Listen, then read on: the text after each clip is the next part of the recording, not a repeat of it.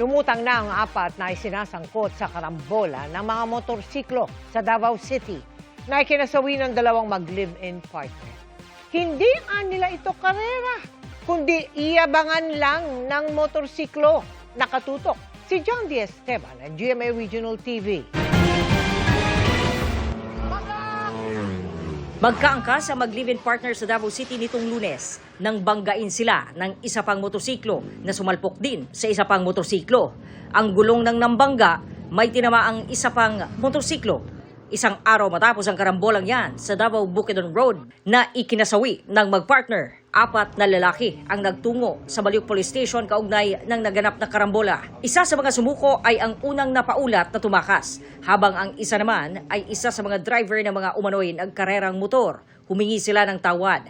Ang dalawa pang lalaki ay nagpunta roon para lamang linisin ang kanilang mga pangalan at sinabing wala silang kinalaman. Ang isa sa kanila ay may-ari lamang umano ng motorsiklo at nangatwirang hindi siya ang nagmamaneho nito nang mangyari ang insidente. Habang ang isa naman ay napagbintangan di umano na siyang nag-organisa ng sinasabing karera. Based man gud sa among pagkinabian nila gahapon, ma'am. Mahulog nga murag kanang mag-amigo lang ning tulo, then naalang ko sila mga nagtambay ra ni sila dito, ma'am, no, sa naman ay coffee shop gud dira og kanang gasoline station.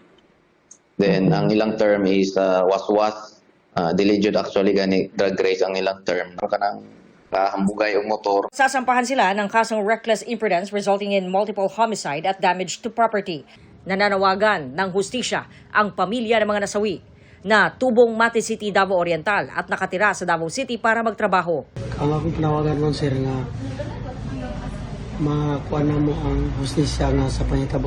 Damo mo sa pasakag kaso. Mawagyan na siya, sir, para makapanubag po sila sa ilang himo. Nanawagan din sila ng tulong pinansyal para maiuwi ang mga labi sa Mati City.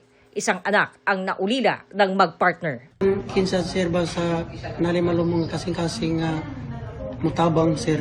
Mula sa GMA Regional TV, John D. Esteban, nakatutok 24 oras.